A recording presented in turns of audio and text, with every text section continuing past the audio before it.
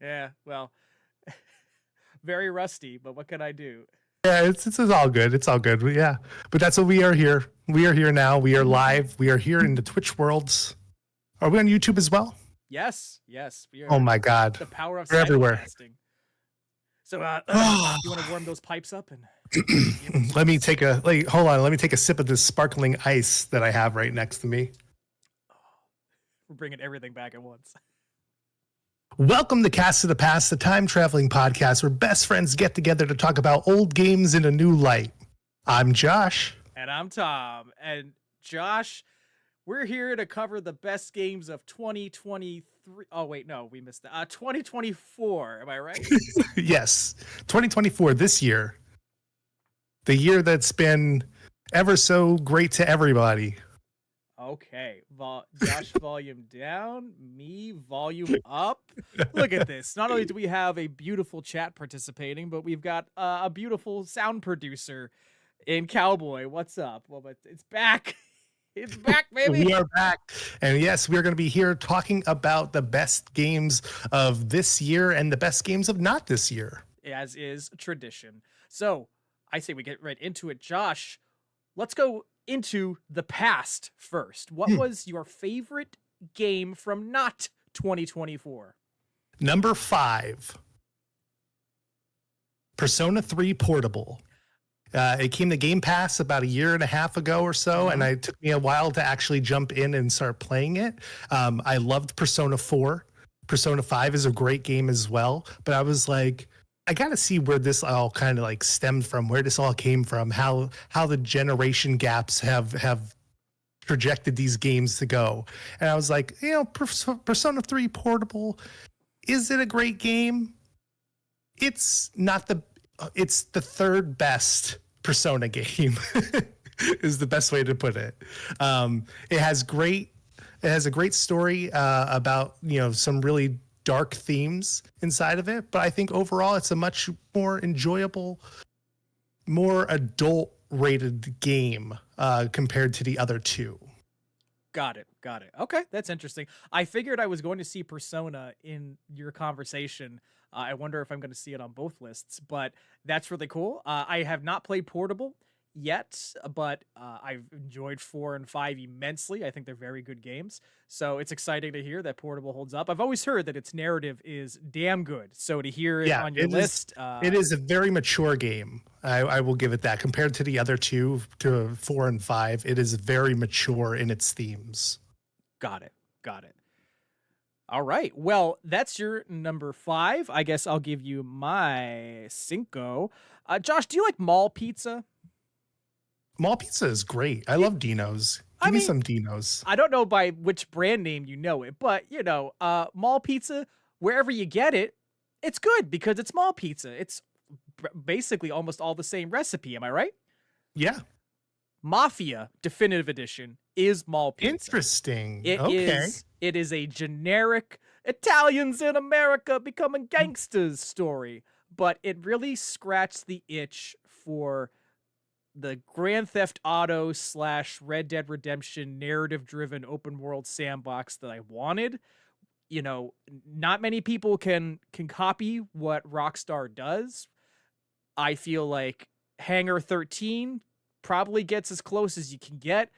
It's got a really competent combat and shooting system. Its world is really interestingly designed. And, it made me realize open world games nowadays really lack, a lot of them, in my opinion, Mafia made me realize, really lack a nice, definitive series of landmarks.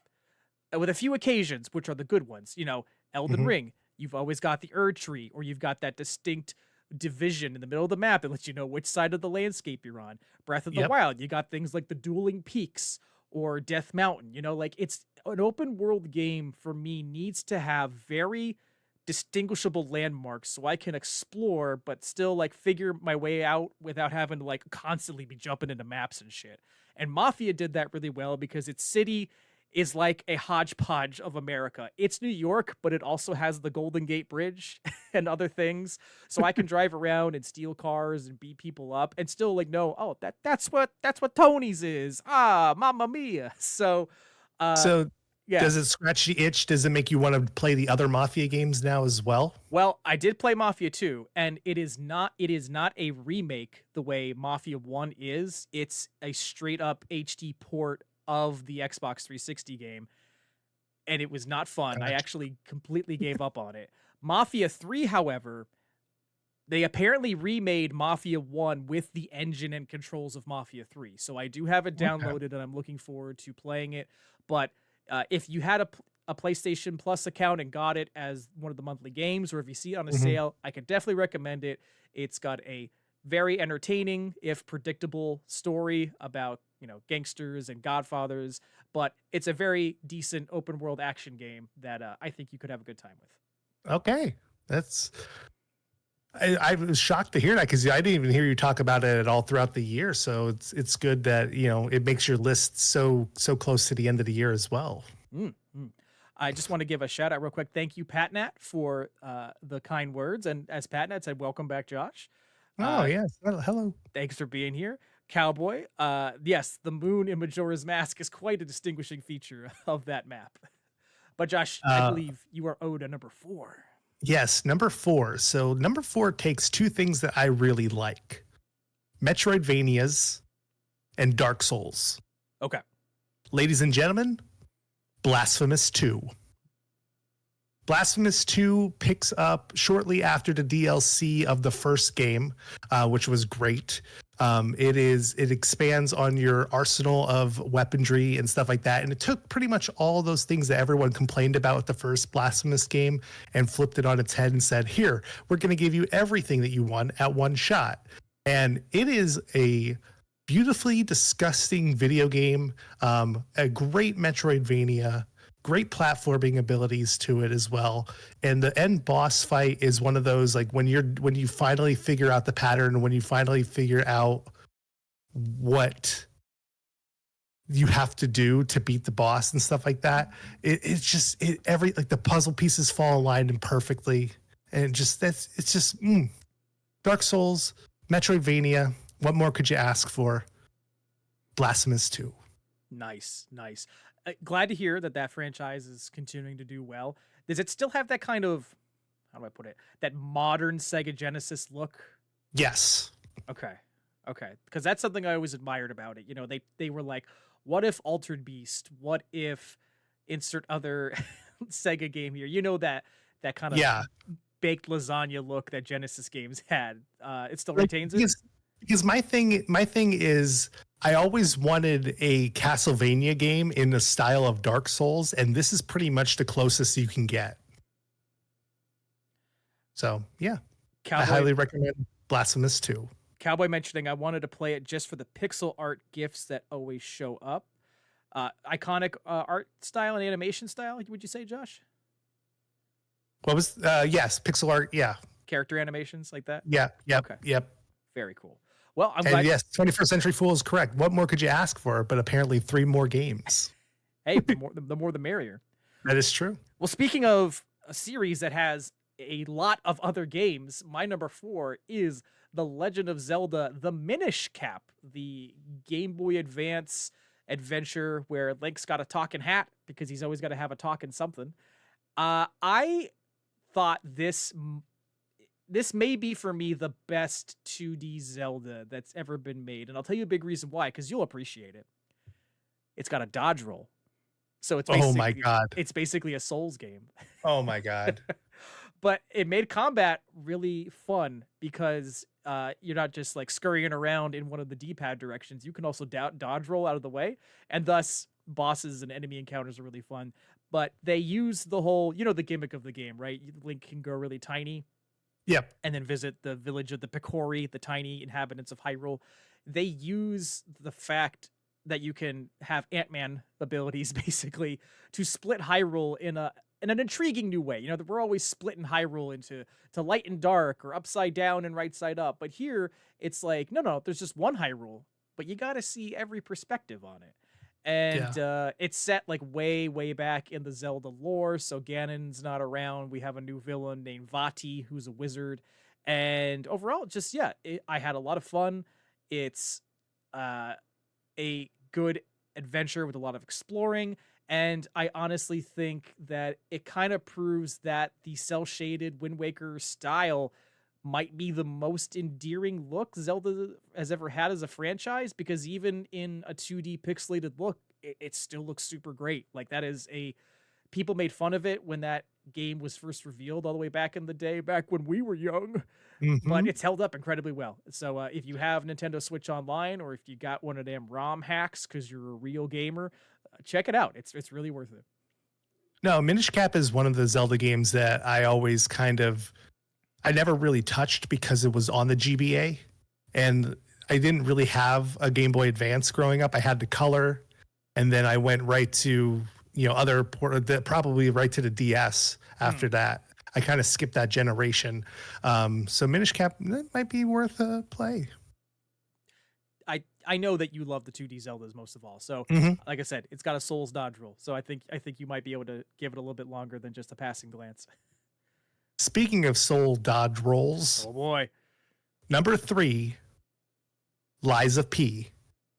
Oh.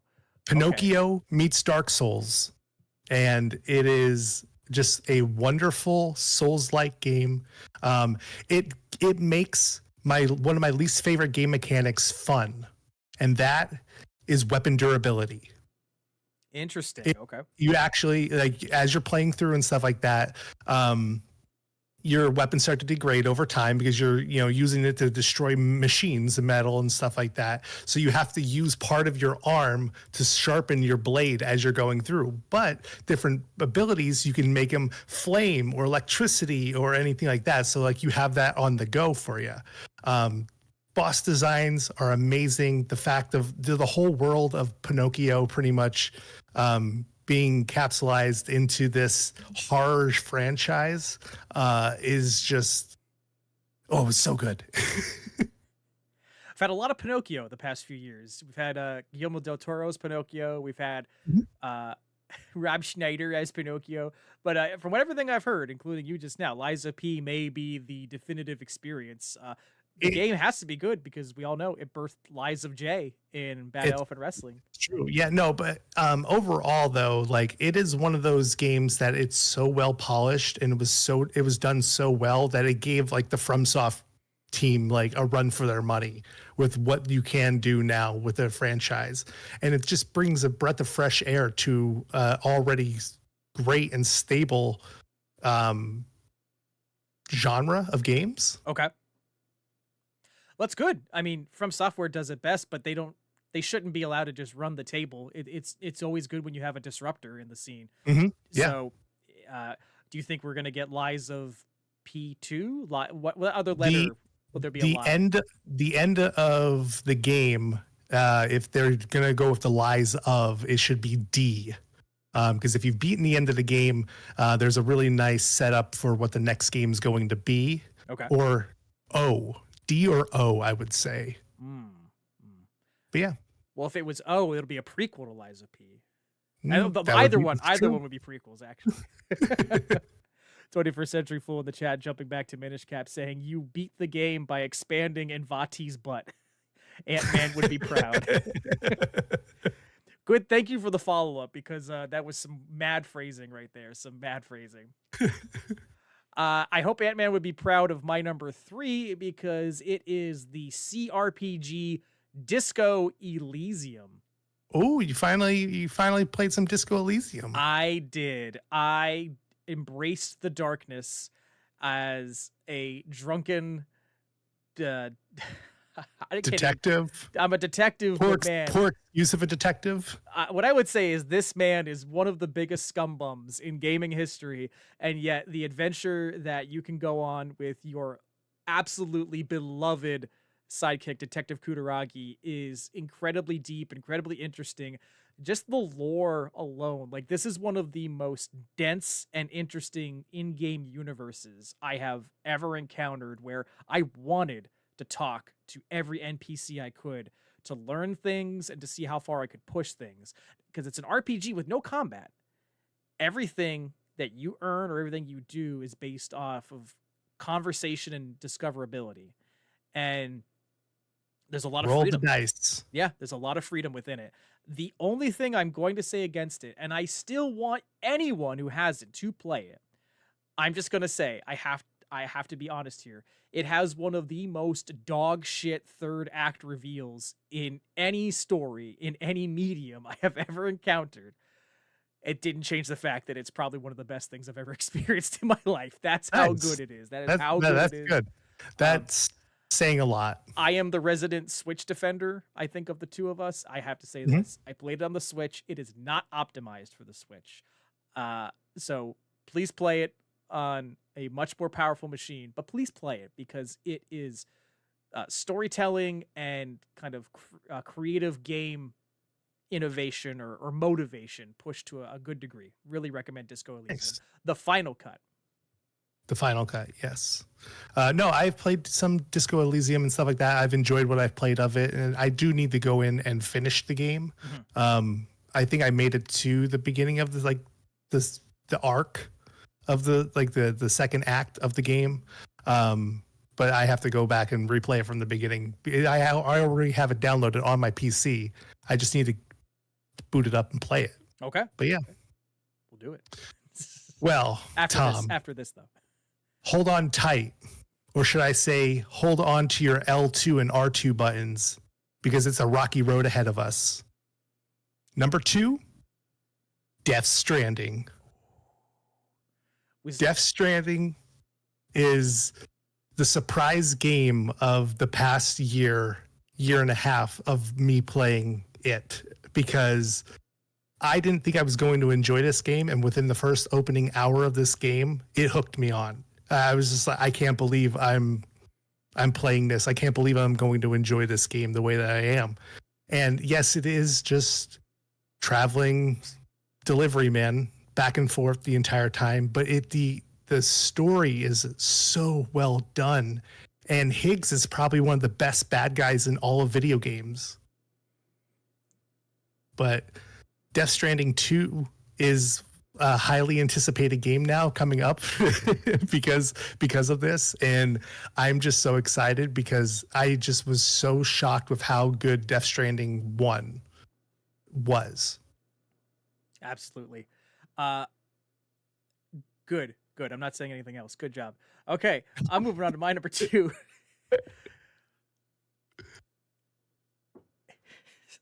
Sorry.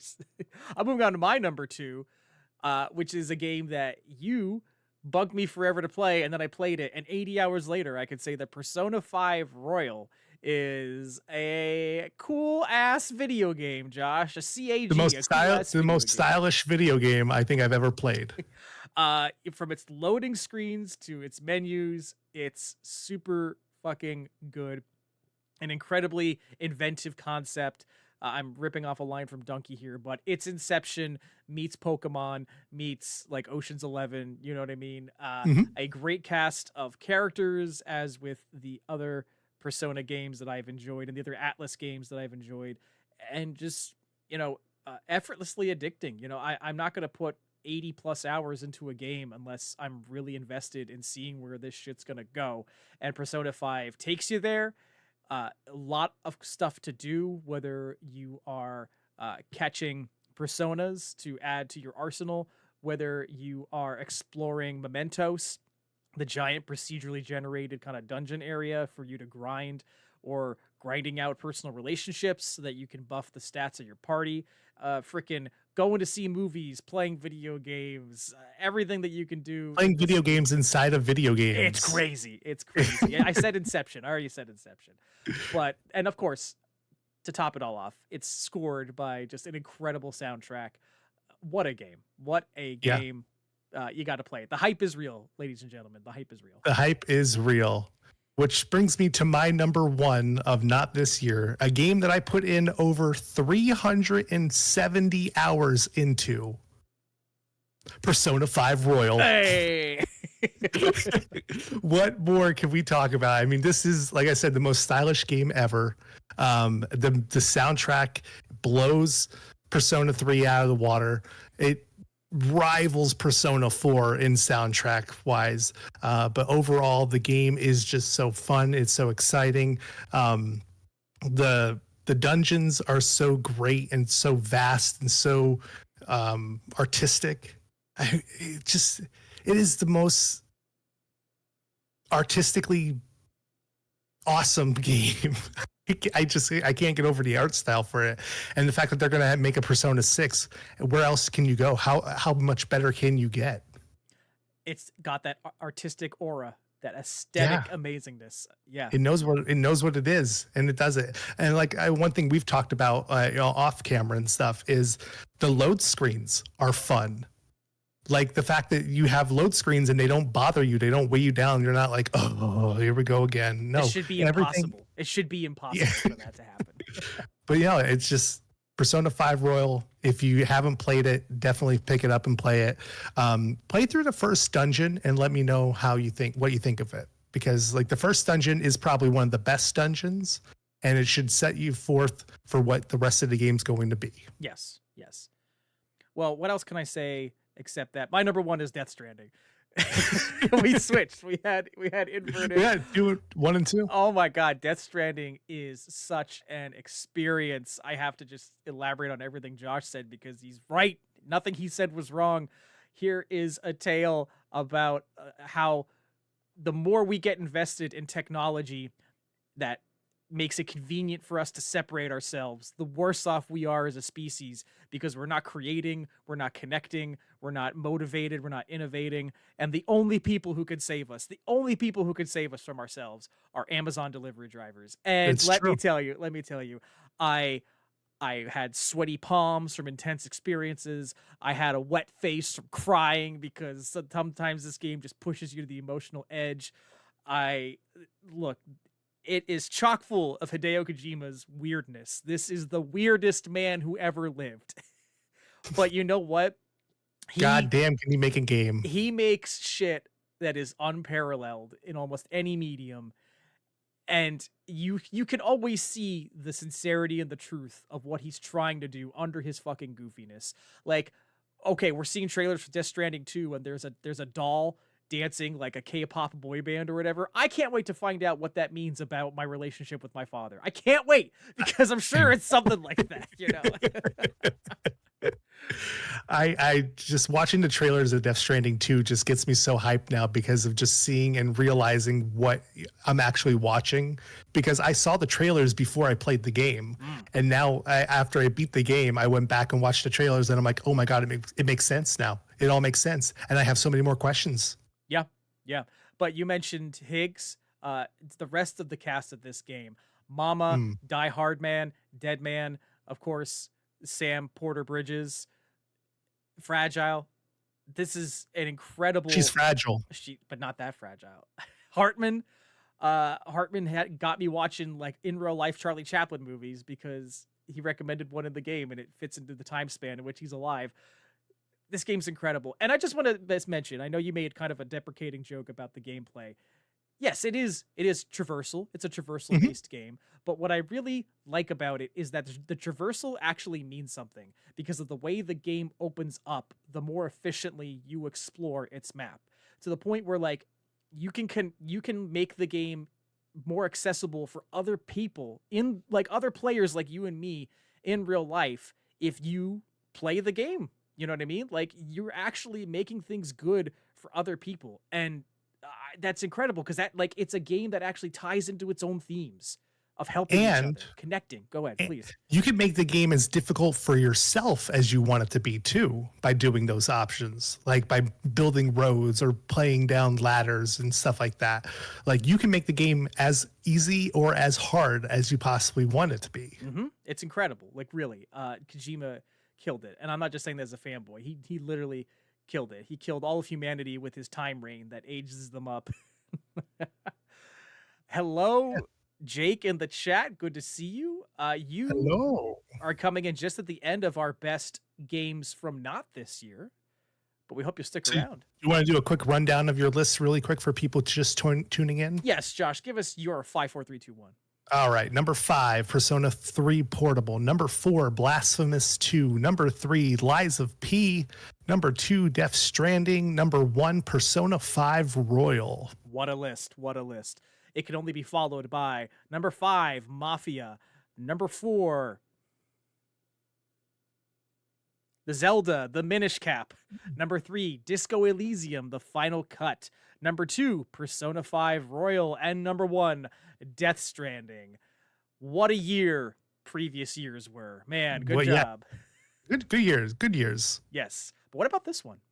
Oh, this one, 2024, the year that I played the most games from this year.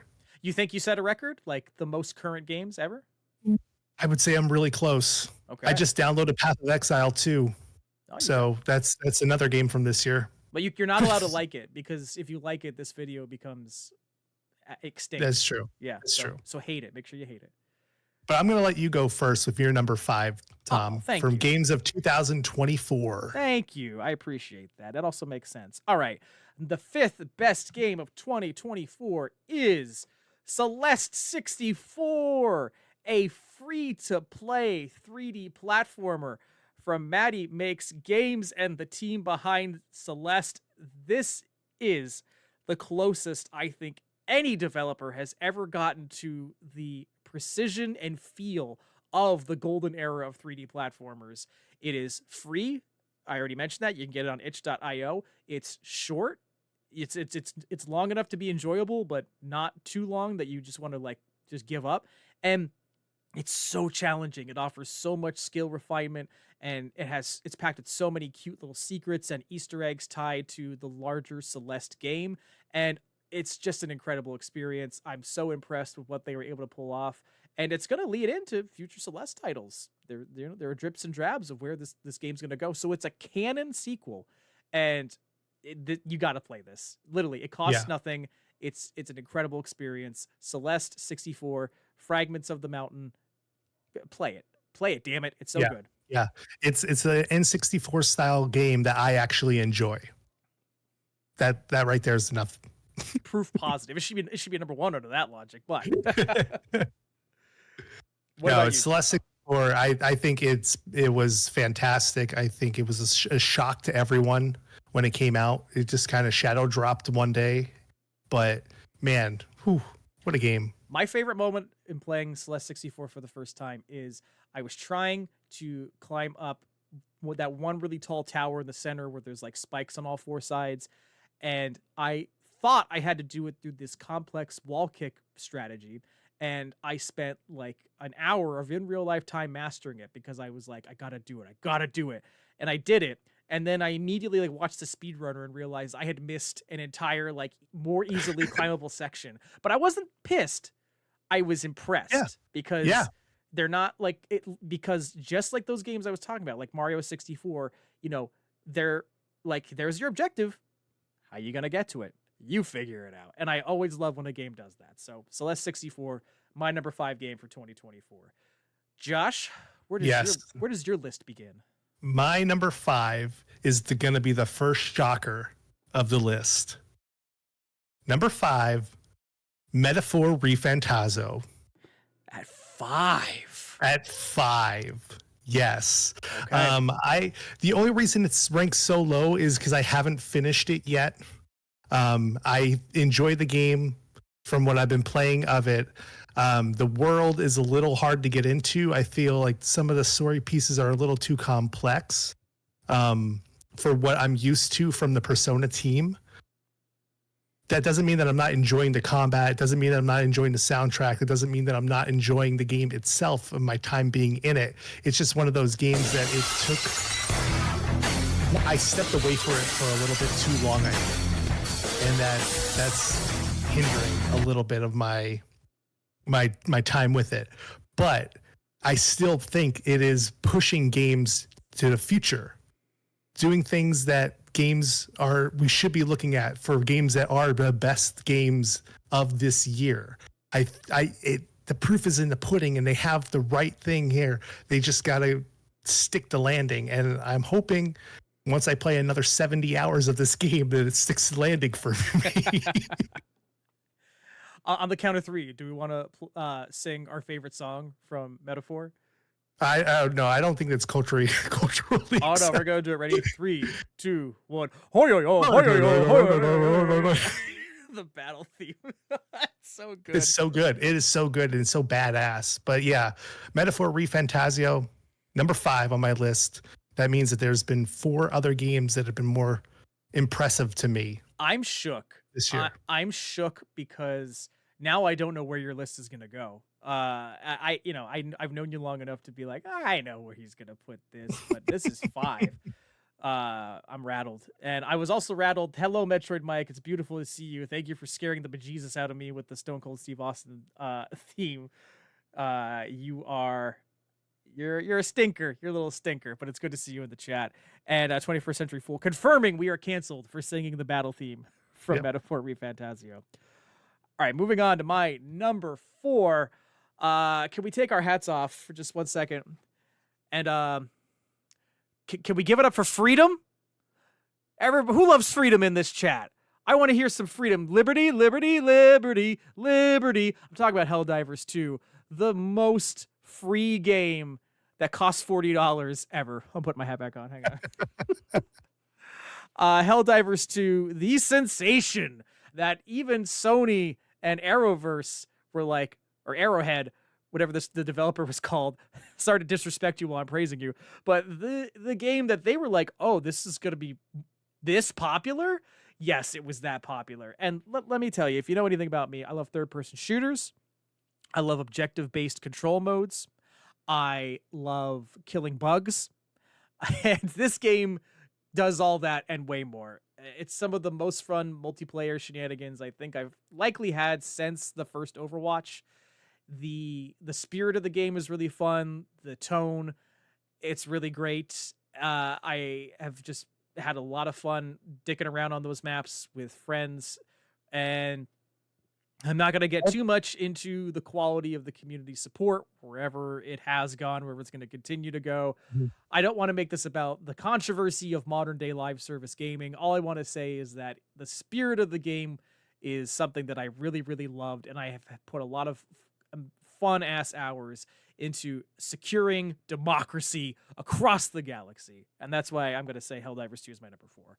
Josh, you got any thoughts? Have you ever watched the Starship Troopers movie? You know, it's one of my great sins that I've never been directly confronted with whether or not I've watched it, but I know enough about it to dodge the question, but you're asking me straight. No, I've never seen it, but I want to. Yeah, you definitely need to watch it because I think you will enjoy it more now playing this game. Sure. You'll just appreciate it more. Yeah, this is a multiplayer game that I put 40 plus hours into, and that's saying something for a game. Should be your number 1 under that logic. No, because we know that I'm not a multiplayer person. I'm not into battle pass stuff. I'm not into all that kind of whatnot. But the time that I spent with this game, it was fun. It was exciting. It was different. It was new. It was a breath of fresh air, and a different way to go about multiplayer games and stuff. But yeah. I agree with everything you're saying, and that's just a testament to it. It got a multiplayer non-believer out there stepping on bugs and killing bots, and that's special. That's got to be something special in a video game. I just want to shout out 21st Century Fool mentioning, if you haven't played against the Illuminati yet in Helldivers 2, it gets even better. I have not actually gotten to experience the new mode. A lot of end-of-year games I've been catching up on, but that just leaves me more excited to go back to Helldivers. So thank you for that recommendation. Josh, what's next? What's coming next? Well, if number 5 shocked you, number 4 is going to shock you even more. Let's go. Elden Ring Shadow of the Erdtree. All right, Jeff Keighley, bring a DLC in here. No, I'll allow DLC that's 40, 50 hours long? Yes. It's the fact that it's a whole brand new game, a whole new map, a whole new section of the game to go through. Over 40 different enemies, over, I think, 20 different bosses inside the game. Yes. This is a brand new game on top of it's called an expansion pack. All right, PC nerd. Look at this. But please keep going. It's the only reason it's a little bit lower on my list is because I still haven't finished the final boss yet. And part of me is like one of those, like, I don't want to beat the final boss because then it's over officially. But I can do it. I already have gotten good. I've already maxed out what I need to do to get to where I need to be. But I just don't want to pull the trigger to finish it because I don't want to end it. I don't want Elden Ring to be over, even though we're getting a new Elden Ring next year. I don't want it to be over. But I think Shadow of the Erd Tree is just it's bigger and better than people expected it to be. What FromSoft does with their games, and when you see your map and you're like, okay, the map is this big, but you don't realize that the map goes up and down. Like there's the verticality to the map itself. You know, when you go into a dungeon and you're realizing that you're going hundreds and hundreds of feet below the ground again. Like what they did for this could have been a standalone game, and I think people wouldn't have batted an eye at it. You know, it came out, it was what, $30-$40 when it came out, and people were like, okay, I'm fine spending that much for a DLC pack. Sure. But no, Shadow of the Erd Tree, oh, so good. But number 4. All right. Well, I'm happy to hear that you, as my foremost Elden Ring fan in my life, are really loving it.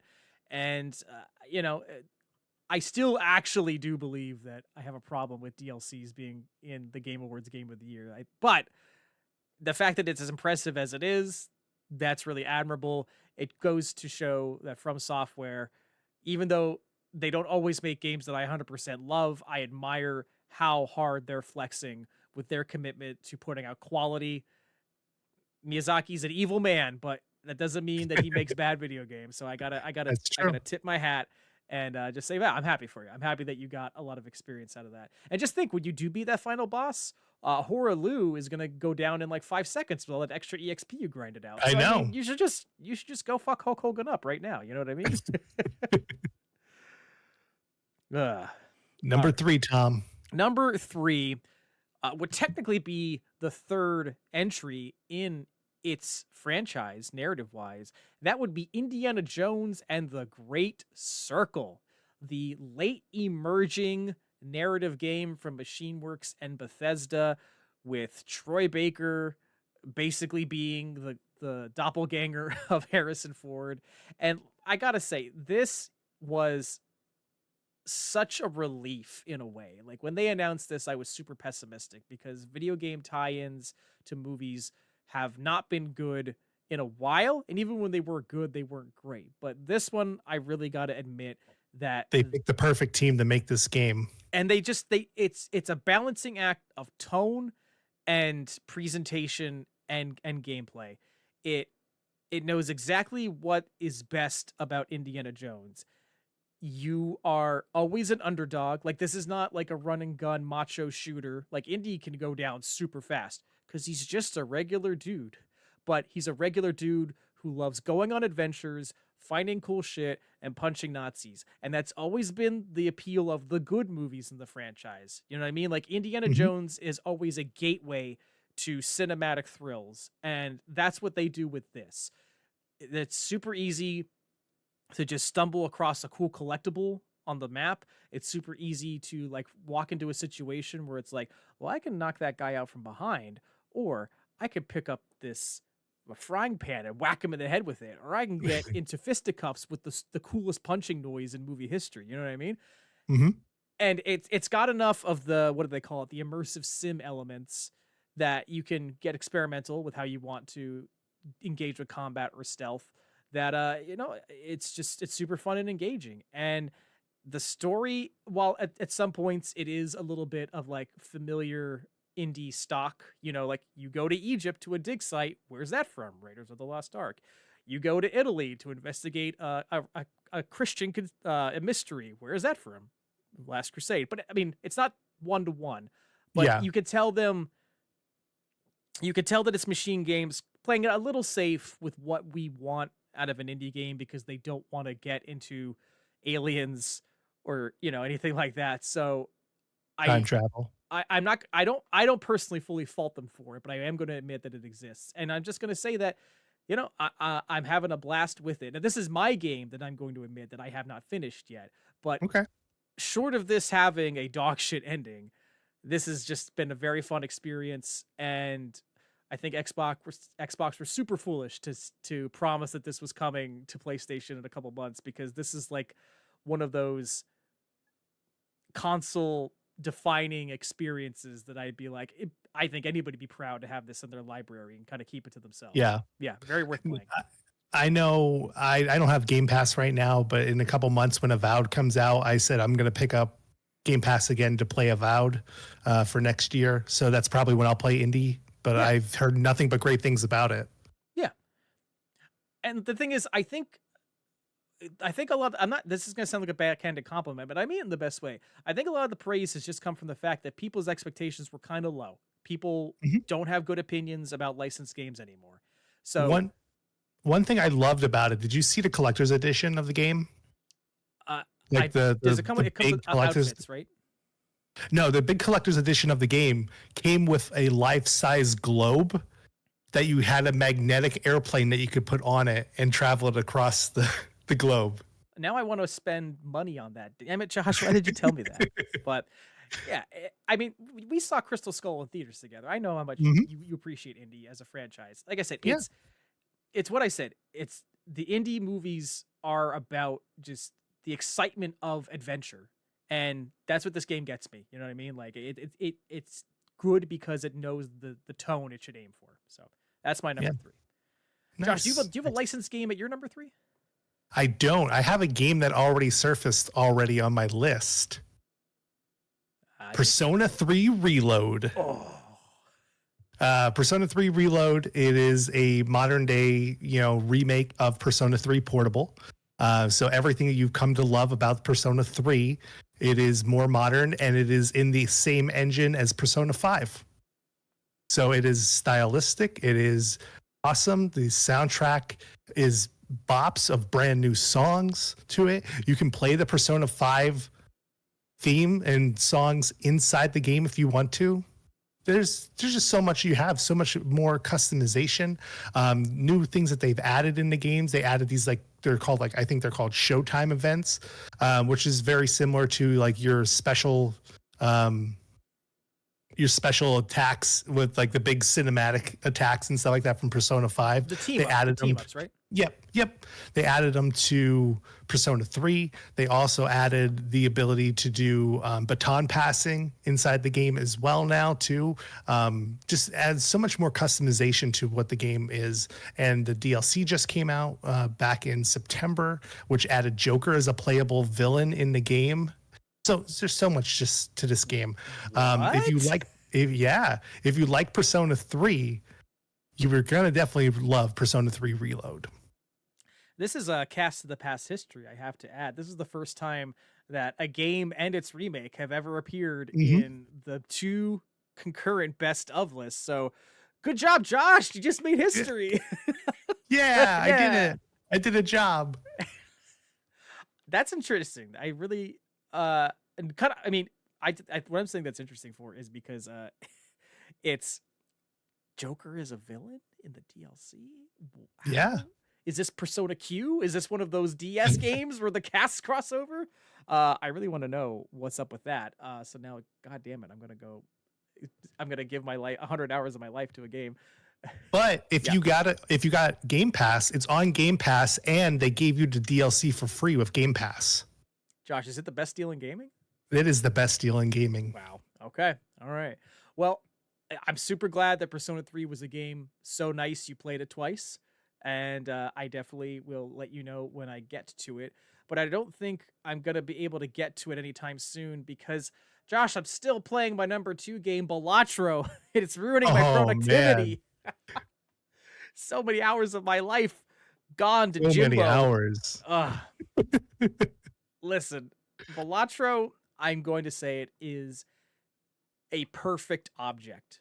I think it is in the realm of Tetris, the first Super Mario Brothers, Portal, where it is a video game that's just lightning in a bottle. It nails presentation, mechanics, skill refinement, and it brings it all together into this endlessly replayable experience where I could put it down for hours and come back and be still jazzed about it, or weeks, as I did. I took a long break from Balatro, but as soon as I picked it back up, I was like, oh, I'm good to go again, because it works the roguelike elements so well into something that's so common, just poker. You and I used to have poker nights when we were in high school Mhm. together.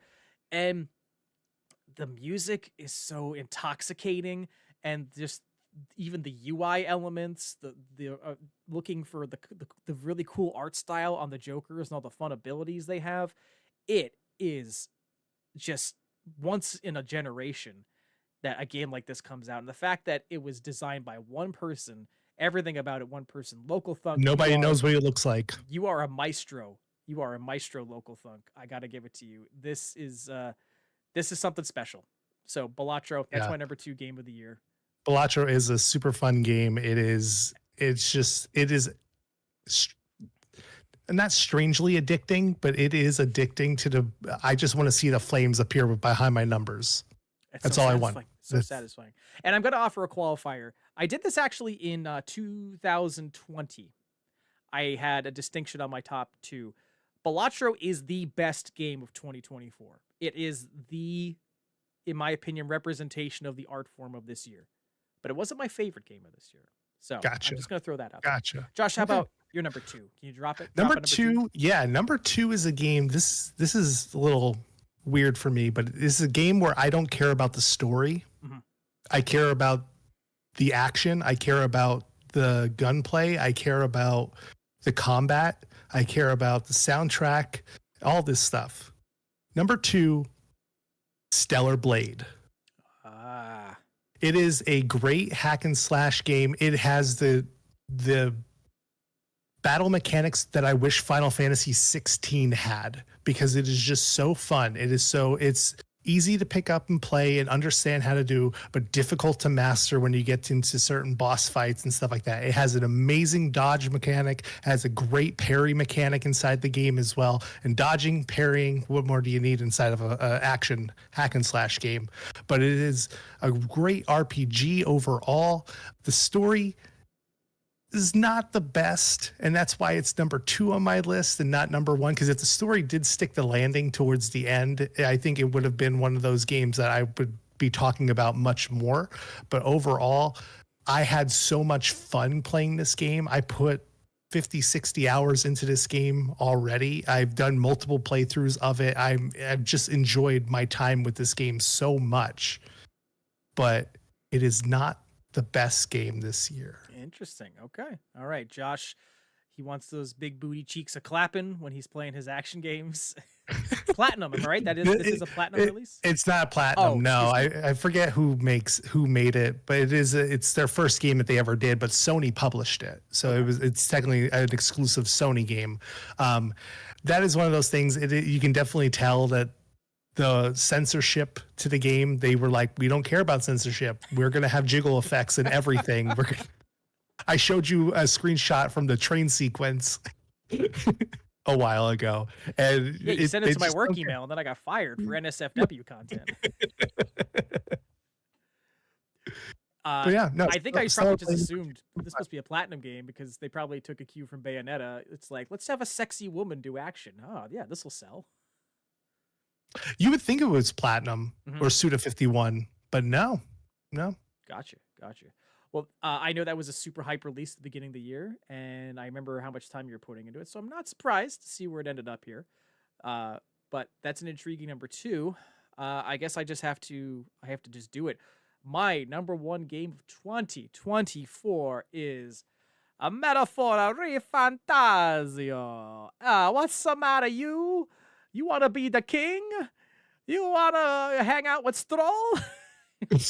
Nobody wants to hang out with Stroll. Yeah, everyone wants to hang out with Stroll. Atlas made something really, really special here in that I am, how do I put it?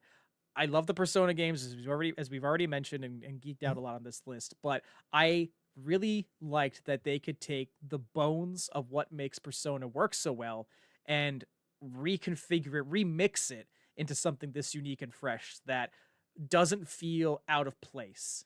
You know what I mean? Like this is a brand new IP from a legendary studio that has such a unique world with really interesting in-depth fantasy lore, really interesting characters that are well written, and its combat system, while playing in some of the kind of facets that Persona is familiar with, it's still doing enough cool stuff that I'm just like, wow, like this needs to go on as its own series. You know what I mean? I Yeah. really like just the archetype system where, you know, what's cool about Persona is you always want to fill your party out with the right members who have supporting personas that match the best battle situation. But here, any character can be equipped with any archetype as long as you grind out and, you know, allocate experience points and buff them up, you know, do the work. But that just makes battle combination possibilities so much more tantalizing. And I already mentioned how in love I am with the world. I think the central concept is a really unique thing to center the social system around, because it was always great in Persona when you were helping people, you know, because it's usually tied to like a nice subquest or something, or, you know, it just felt good to be helpful. But here, you're competing to be the king of this kingdom, of this, you know, world. And you're only going to do it if you have the trust of the people behind you. So you're not just being an RPG hero, you've got to be some kind of hero if you want support. Yeah, just you know, it's really tough for me to like a JRPG. And I'm Hmm. not saying I think they suck or anything. It's just No, no, no. when it's big time sinks, I need big motivation and big investment. This game did it for me. Yeah, Metaphor, No, great yeah. game, great game. I agree with you. Like I said, it made my list. It's a little bit lower just because I didn't put as many hours into it as I would like to. Sure. But it has the juice. Yeah. Also, oh, and also, you'd think that the Persona series had mined every iconic monster design that we would ever see from Atlas. Excuse me, the little teeth dudes who just walk around chilling. It's like, I'm a tooth. I want one of those. I want a stuffed tooth. That's all I'm saying. I want one of them boys. I want one of them boys. Some of the humans are truly nightmare fuel stuff, true body And horror stuff. when we say humans, we don't mean actual humans. We mean humans as in the monsters of the game. What are Yes. called humans. Yes, and if you find out why, it's pretty great. Again, the whole thing is just so well conceived. Really loved it. But that's enough about my gushing of my one, your five. I need to know what your one is, Josh. Number one is a game that I own on several different consoles right now. It is a game that I just constantly keep picking up to play over and over again because it is just so fun and so addicting. And the gameplay style is just something that has been unheard of. It's so good that it should be illegal. Number one is Balatro. Hey, bang, bang, bang, bang. It's a game that is so fun that it should be illegal. Did you get it on your phone? Yeah, I got it on my Yeah. phone. Oh, you're done. You're I done. got it on my phone. I got it on my Steam Deck. I got it on my PlayStation 5. You're Joker pilled, baby. Let's go. Balatro is Jimbo just pilled. I didn't want to talk about it that much because you already hit on a lot of things, about how great the game is, made by one person. Soundtrack is fantastic. Just the replayability to the game is just bar none. But come on, like it is. Whew. What is your it's a game. favorite Friends of Jimbo expansion so far? Oh, I haven't really jumped into those. Oh, well, it's just in the options menu. You just select which game you want to Yeah, apply. I'm trying to beat the main base game still. Like Oh. I beat it one time, but I want to get more. I'm trying to platinum it. Okay. All right. Well, I know that there are several franchises in there that you Mhm. love, so I'm kind of like, Yeah, I know what Dave the Diver is one of them, Shovel right? Knight. Dread, Shovel Knight. Oh, Shovel Knight is in it. yep, Shovel Knight just joined. Yeah. gotta Cyberpunk, The jump back. Witcher, Slay the Spire. A lot of Friends of Jimbo getting added. Cowboy in the chat saying, to be honest, game feel carries the game too. Uh, Can you elaborate on that? Are you talking about haptic feedback? Because Music, noise, animation. Yeah. mm, Like I said, I just the ability to see the flames behind your numbers as they appear. That's just one of the most satisfying visuals in recent gaming. I also so I asked about phone. I've played the majority of every playthrough I've done on it on my phone, and the way that they have programmed my phone's vibrations like all around the back to perfectly kind of haptic feedback to things I do, I'm so impressed. I'm so Yeah. impressed. No, and you brought it up when you were talking about it. It is a perfect game. It is up there in the ranks of Tetris, I think. It is how can we make poker fun and addicting and not cost money? Like like physical money. Yeah, You don't yeah. need to go to a casino to play this. Well, that's what I love about Local Thunk too. Just gonna keep praising this man or woman. I don't know who Local Thunk is, but Mhm. they have publicly stated they put in their will that Balatro can never be monetized because they were like, oh shit, if casinos get their hands on this. So Godspeed, Local Thunk. No, Balatro is I think the biggest shock of this year. Yeah. Okay. Yeah. What do you want to do from 5? Do you want to do your re-summarize your Yeah. top 5? Yeah, so my top 5 was Metaphor Refantasio. Number 4, Shadow of the Erd Tree. Number 3, Persona 3 Reload. Number 2, Stellar Blade. And number 1, Balatro. Excellent. My top 5 were Celeste 64, Fragments of the Mountain, Hell Divers 2, Indiana Jones and the Great Circle, Balatro, and Metaphor Refantasio. And Cowboy mentioning in the chat, Balatro is just fun to do anything in. And yes, you are correct. There is no lie in that statement. Oh, what a year. What a Gosh. year. Yes. But what about next year, Tom?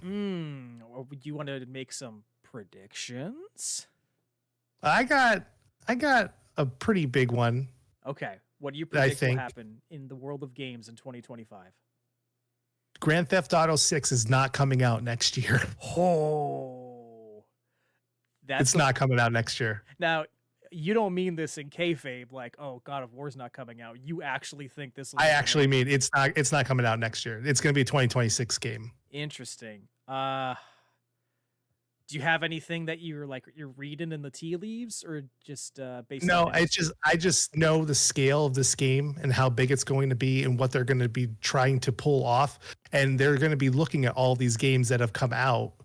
They're going to be looking at Baldur's Gate 3. They're going to be looking at Metaphor. They're going to be looking at Elden Ring. They're going to be looking at all these huge titles that have released over the years. And they have to make a game that's going to give everybody what they want, plus be brand new, something a breath of fresh air for people. And there's no way that they can pull it off in less than a year. Yeah. I can see your point. Yeah. I can also see your prediction as a possibility based off 2 things. Red Dead Redemption 2 faced a couple significant delays before it finally came out. And that was, for its time, a ginormous game. So it could happen. And the second thing, maybe I'm misreading something, but the fact that 2K is putting out Mafia: The Old Country, I think less than 3 months before the stated release date of 6, maybe people think that's enough time, but I think it's a little curious that a big publisher like this is going to put 2 similar games that close to each other, because you risk cannibalization. So, well, maybe. You also have Borderlands 4. True. Maybe Mafia and Borderlands are kind of meant to buttress a delay of GTA 6. Yeah. But I don't think GTA 6 is coming out anytime soon. That game is going to be 2026, if not 2027. I like that. Metroid Mike saying they put Balatro as a mini game in GTA 6. That's why it's going to get delayed, because they have to figure out the mechanics. Well, you had a cell phone in 5, so you might as well, an upgraded cell phone that has Balatro inside of it. I'm not going to be surprised if whenever 6 comes out, it has I mean, they've kind of already confirmed it will have an in-game cell phone, but if it's going to have its own games within it, and I Yeah. want to see what the gaming culture around that's going to be. So we'll see about that.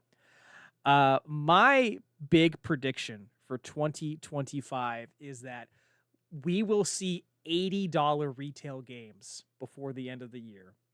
And I don't mean to get political, but I'm just going to say what I'm going to say. Given what some of the announced plans are for the upcoming America presidential administration, if certain tariffs get enacted, game publishers who operate overseas are going to pass the pricing on to us. And I think it is likely that $70 might become $80. I don't want it to happen, but I don't know. I didn't want 70 to happen, and it became the norm quicker than I thought it would. So, yeah. I think we could be seeing some $80 retail games. I can see it. I can Yep. see that happening. Yeah. I mean, with how big games are getting to be and Yeah. how much time is getting put into them and stuff like that. I don't think the games that you see announced right now, like I know like GTA 6, I can see that in an $80 game. Yeah, and they'd be justified. I people would pay for Yep. that. Yeah.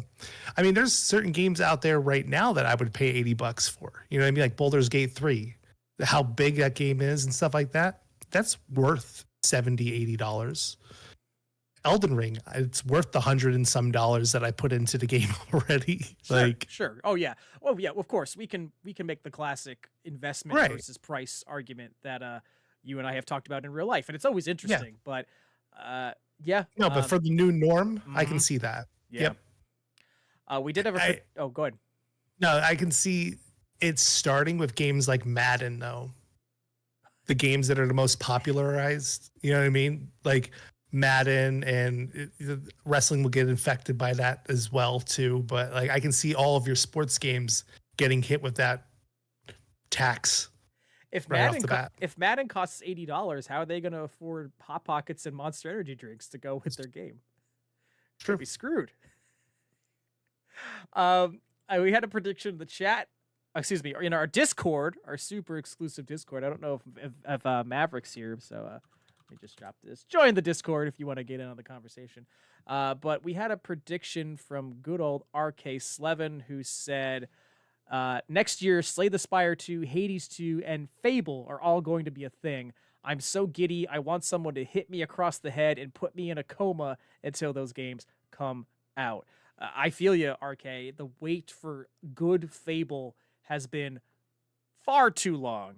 And the little bit of Hades that I have been able to play, thanks to your generosity, RK, I'm very excited for the full game experience to be complete. Josh, I'm sure Hades 2 and Slay the Spire, possibly high on your hype list. Hades 2 is. I'm not going to play it until it gets officially released. I don't want to play the early access and stuff like that because I know that they're sprinkling stuff in every couple months. I want to play the game in as its entirety when it comes out. Oh yeah, sure. So that's why I'm waiting for that. But Slay the Spire, I dabbled in the first one. The second one looks a little fun. I'm not a big fan of the art style. They changed up some of the art to the game, and it just looks a little off-putting to me. It looks a little too cartoonish now. Okay. But that doesn't mean that the gameplay is not going to be great. Oh, sure. It's not always about looks. All these foul language in here, Metroid Mike. Gotta say, you're gonna be paying into the swear jar. New game prices. Anyone else in the chat want to drop a major prediction for 2025 in the world of gaming? I got an extra one, Josh, if you want to hear mine. Oh, yeah? Yeah, go ahead. Silk Song will be canceled. It is never coming out. It was a lie from Team Cherry that got out of hand, and they were just like, oh, what do we do? How do we bury this? It's never. There's no way that it's going to live up to the hype that everyone has built around this game. That too. Yeah. People have put it on such a high pedestal. We're never going to see it. We're never going to see a Bloodborne remaster. We're never going to see Silk Song. I don't know. It's just Hollywood two in our pills. Discord. He's holding out hope for Bloodborne remastered. I mean, has the deal finally gone through with PlayStation buying them? They are not going to buy them. Last I knew, they have a major stake in the company. Bloodborne does need a remaster because we need 60 frames per second, Metro Mike.